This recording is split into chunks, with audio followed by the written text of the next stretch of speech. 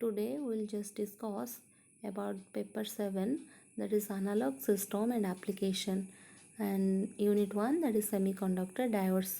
This analog system and application is just under the branch electronics, and the branch deals with the theory and application of a class of device in which the transfer of the electron occurs through vacuum, gas or semiconductor, that is known as electronics. Or simply we can say the transport of the electrons is under the branch electronics, and this electronics is classified into two broad branches, that is physical electronics and electronics engineering. Physical electronics is nothing but the branch which is concerned with the flow of the electrons in vacuum, gas or solid, that is called physical electronics. And electronics engineering is the branch which just deals with the designing and development and also the application of electronic device, that is called the electronics engineering. Next come to the energy bands and solids.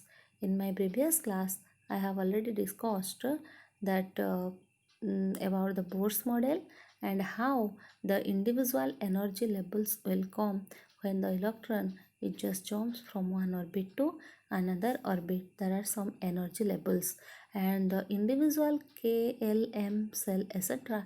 or the energy levels of an isolated atom just converted into the corresponding bands when the atom is in a solid.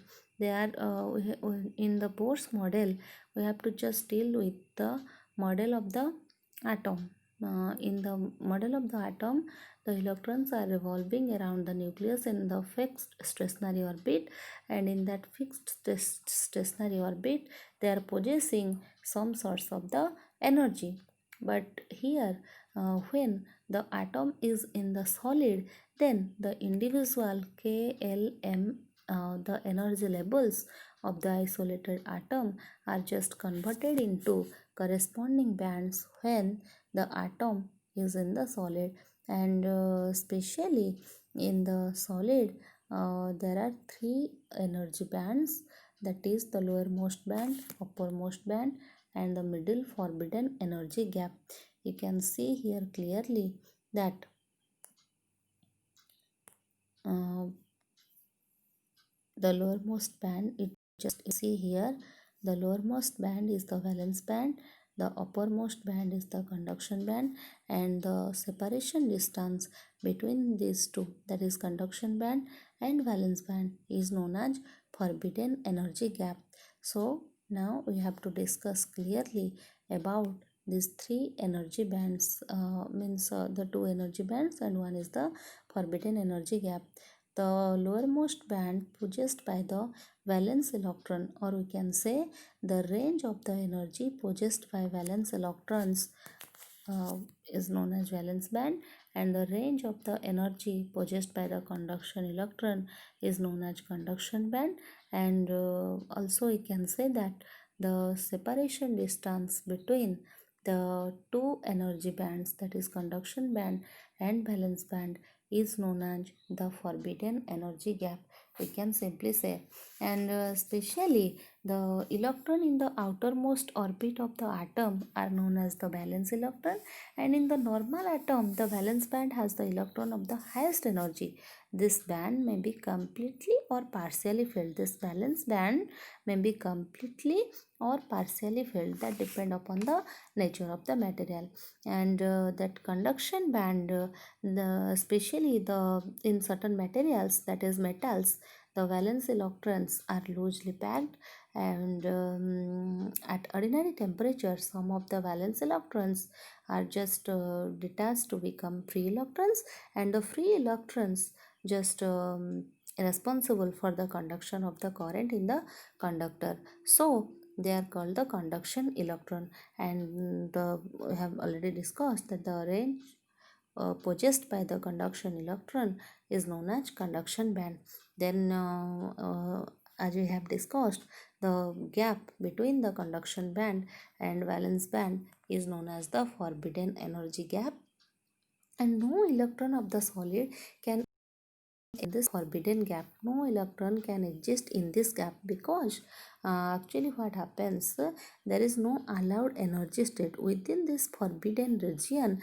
There is no allowed energy state, therefore no electrons can exist in this forbidden region. And one thing we have to remember, that the greater the energy gap, the more tightly the valence electron are bound to the nucleus. So just imagine one thing, when this gap is much more, the valence band should be very narrow. So as a result, the valence electrons are bound to the nucleus, and in order to push an electron from valence band to the conduction band, if you just want to make fly off the electrons from valence band to the conduction band, we have to give much more energy to this valence band electrons. When we give much more amount of energy to this valence band electron, it can get enough amount of the energy and move to the conduction band. In this process, it will just move to the conduction electron. And this is all about the three bands of the energy, how the three bands of the energy are there. Especially the lowermost band is the valence band, the uppermost band is the conduction band, and the gap between them is known as forbidden energy gap. Next we have to discuss about conductor, insulator and semiconductor. As you know, conductor, insulator and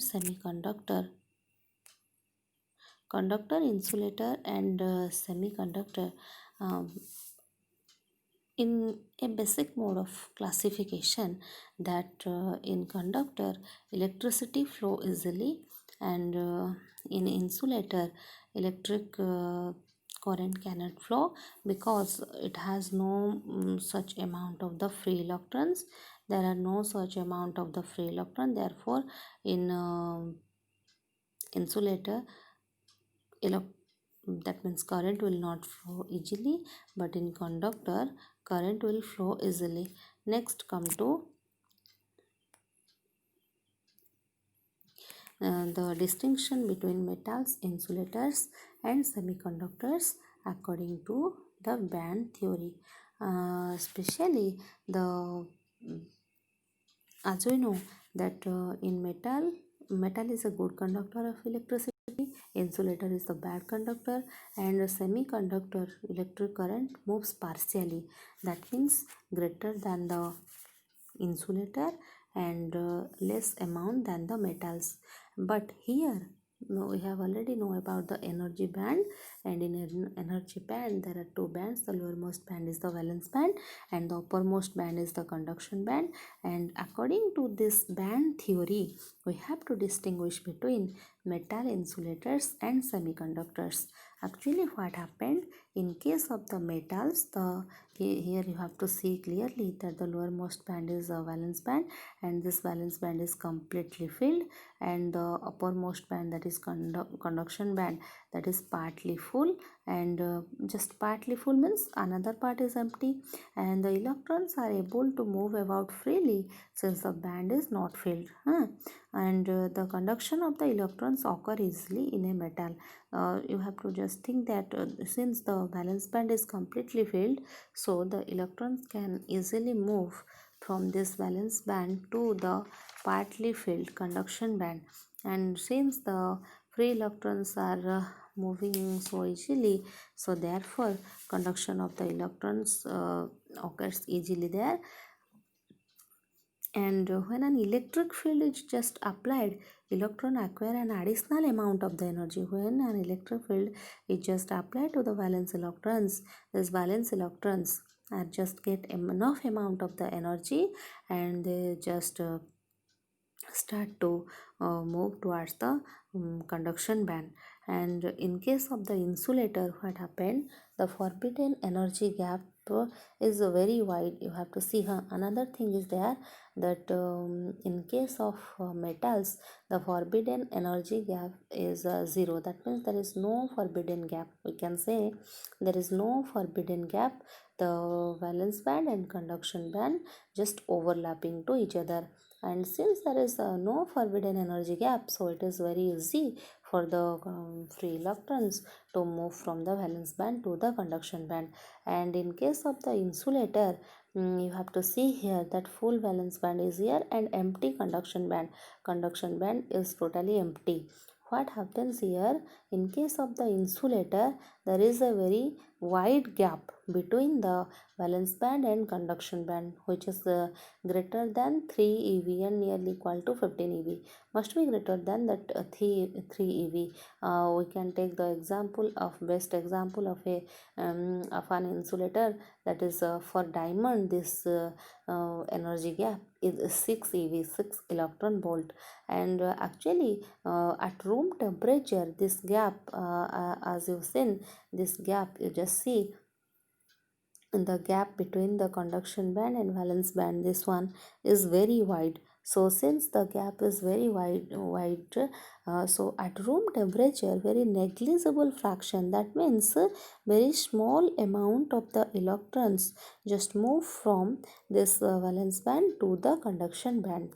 That means a very small amount of the electrons are just thermally excited to move from the valence band to the conduction band. And though just few electrons are available in the conduction band, the material is a bad conductor of electricity, because the electrons present in this conduction band are just responsible to make the means for the conduction of the electron. And since very few amount of the electrons are present in that very few amount of the electrons are present in the conduction band, therefore the material is the bad conductor of the electricity, that is insulator. Next come to semiconductor. Now this is our aim to deal about semiconductor clearly, because our topic aims to discuss about the semiconductor devices, different types of the semiconductor devices designed. So first we have to get a clear cut idea about this semiconductor. And simply we can say that a semiconductor is a substance for which the width of the forbidden gap between the valence band and the conduction band is relatively small. This gap, we can say that this gap, that means the energy gap, this energy gap is small comparative to, it is not so small, but it is just greater than the separation or the greater than the forbidden gap of the conductor and less than the forbidden gap of the insulator. And normally we can say that it is the order of 1 ev, 1 electron volt, nearly equal to, this is nearly equal to 1 ev order. We can say the forbidden energy gap in case of the semiconductor is of the order of 1 ev. So since the temperature gap is very narrow, since the forbidden gap is very narrow, at room temperature, some of the valence electron present here, some of the valence electron present here are sufficiently get the thermal energy to move into the conduction band. So what happens, some amount of the electron, that means it has a conduction capacity larger than the insulator but less than the metal. Many electrons are thermally excited. Since the narrow gap is there, they can overcome the narrow gap and finally reach at the conduction band. And the forbidden gap energy is just lies between 0.2 ev to 2.5 ev electron volt, which is the unit of the energy. And the conductivity is just the intermediate between a conductor and an insulator. So conductivity, it just lies between a conductor and an insulator. So we can say that the semiconductor is a class of the material having conductivity intermediate between the conductor and an insulator. Now we have to discuss about the characteristics of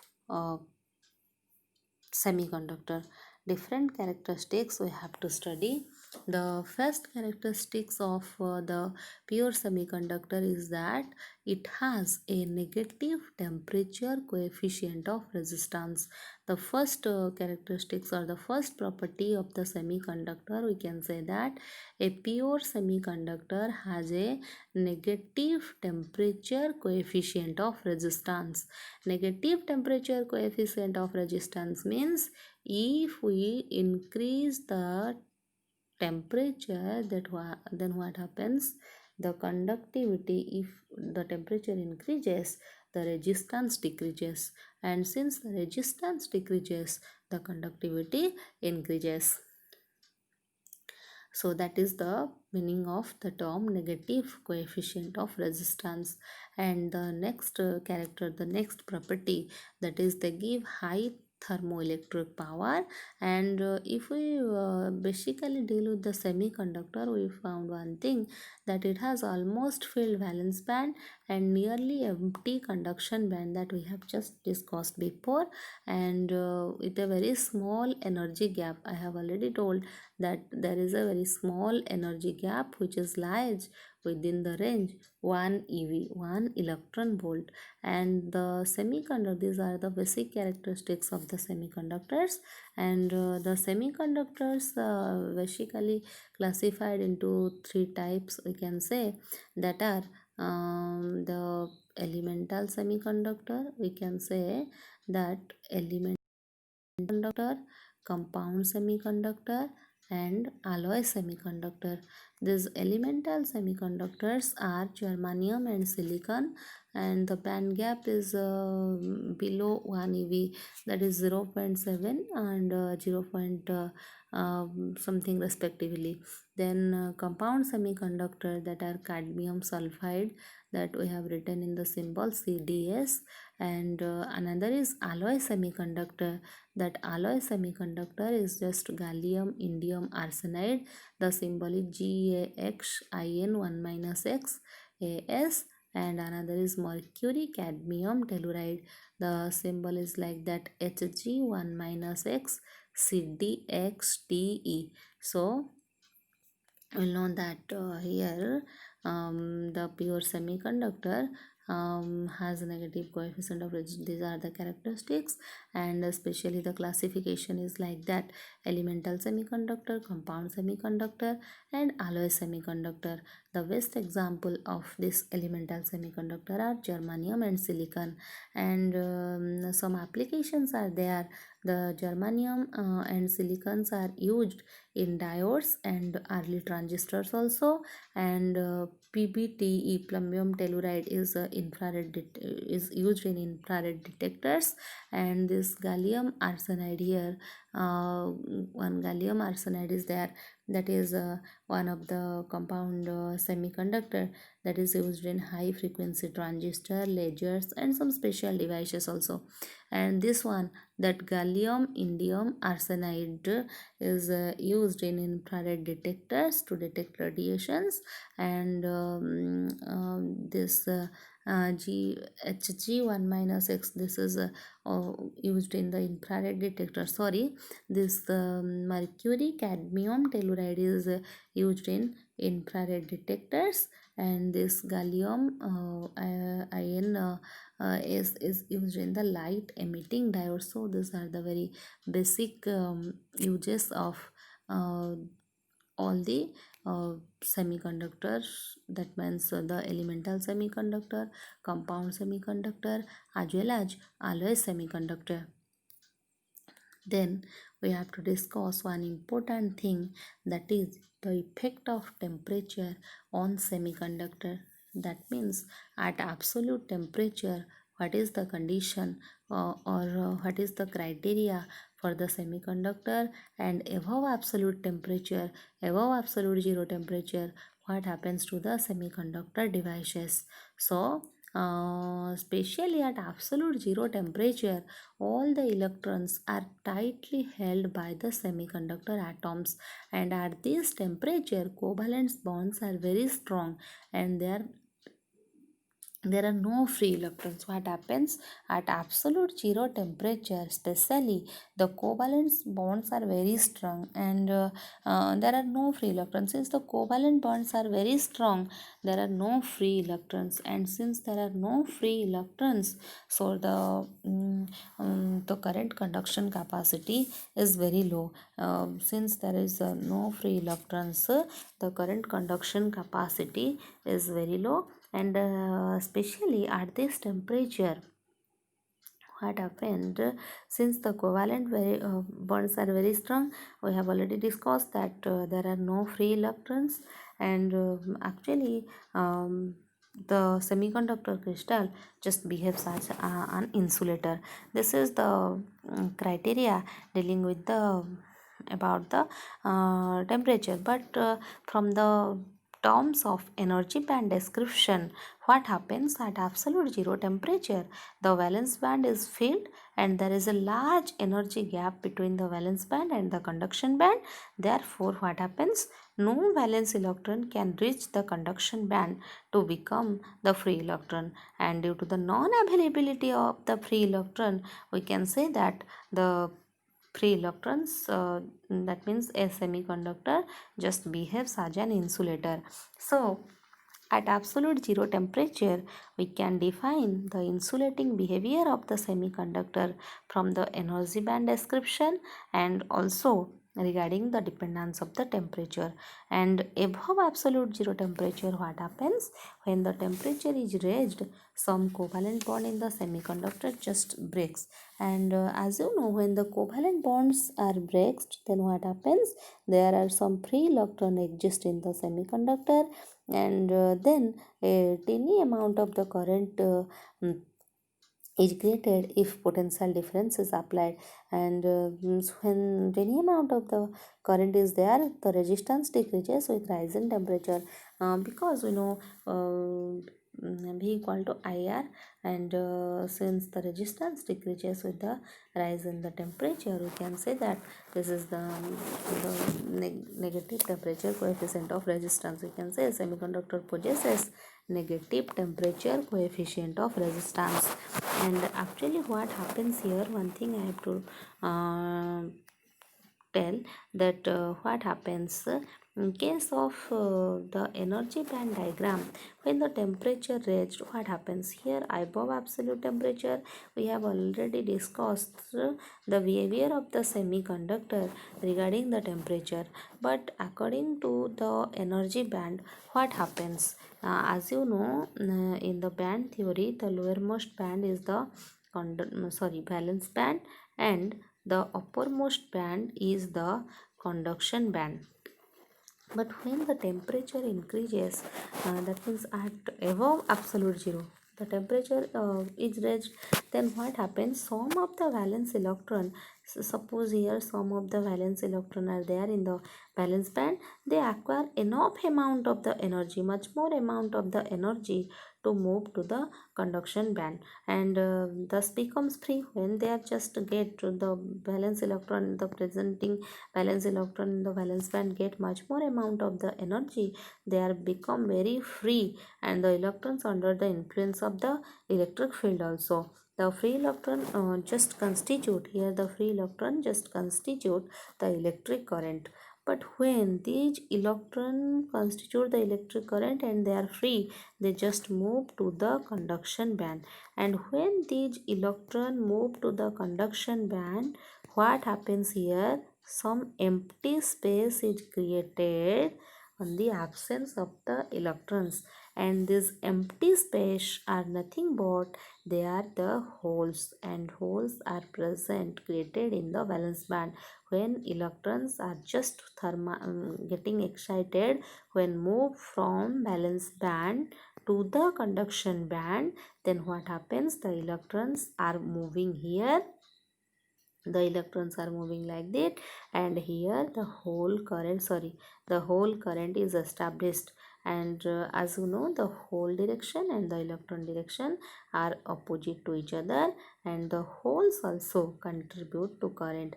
Actually, in fact, the hole is the most significant concept in semiconductor. When we just deal with the semiconductor, we have the hole is the very important factor. We have to deal with that, and we have to discuss after about the types of the semiconductor, basic types of the semiconductor, that are p type of the semiconductor and n type of the semiconductor, and the basic distinction that are your intrinsic semiconductor and extrinsic semiconductor, and we'll discuss it next. So this is all about the effect of temperature on semiconductor above and at absolute zero temperature.